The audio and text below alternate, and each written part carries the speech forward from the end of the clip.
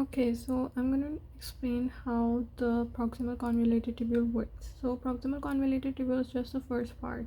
So whenever the blood enters the glomerulus to the afferent arteriole, it moves to the glomerular capillaries and then goes into the Bowman's capsule, and from there it enters the proximal convoluted tubule, which is the first part.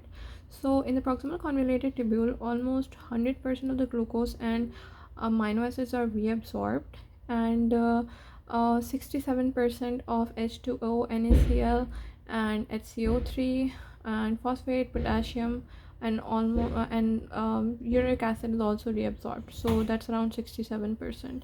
So what happens is that it also generates and secretes NH3, which enables the kidney to secrete more H plus. Okay, so what happens in the beginning is that there's this sodium potassium ATPase pump. So what it does is that whenever it's working, it decreases the sodium inside the cell, so you need more sodium. So the sodium glucose pump will become active, and it's gonna take sodium inside the cell for the sodium potassium ATPase along with glucose. So it's helpful because it helps in the reabsorption of glucose. Almost 100% of the glucose is reabsorbed in the proximal convoluted tubule, and you should not be able to see any glucose inside the urine. Okay, and then there's another pump that is a sodium hydrogen antiporter. What this pump does is that it takes the sodium inside the cell and the hydrogen outside the cell.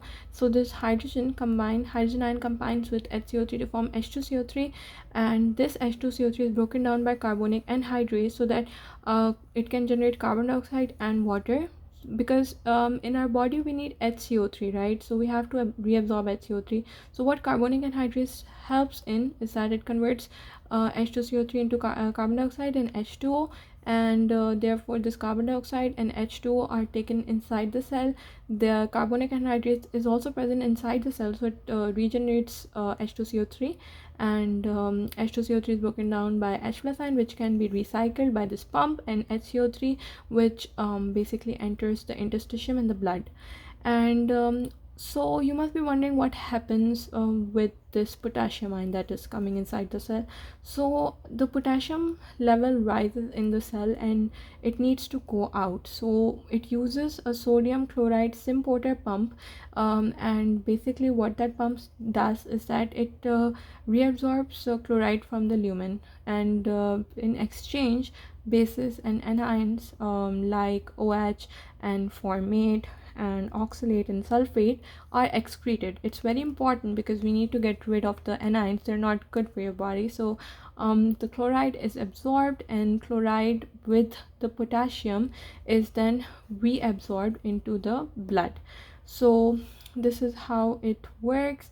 And then the parathyroid hormone inhibits sodium phosphate co-transport and increase the phosphate excretion, whereas angiotensin 2 stimulates sodium hydrogen exchange and increase sodium, water, and HCO3 reabsorption, permitting contraction alkalosis. So this is important that angiotensin 2 permits contraction alkalosis because it is basically stimulating this pump, and when this pump is active, you're basically reabsorbing more HCO3, and that leads to alkalosis inside the body, because whenever we have more HCO3 in the body, that means we have alkalosis. And other than that, we have some drugs like acetazolamide that inhibits carbonic anhydrase. So what it does is that it helps the body to get rid of HCO3 and a small amount of sodium. So it is a mild diuretic, but mainly it can help lose HCO3. So you can use it for metabolic alkalosis to get rid of the excess HCO3 that is present inside the body. And that's about it for proximal convoluted tubule.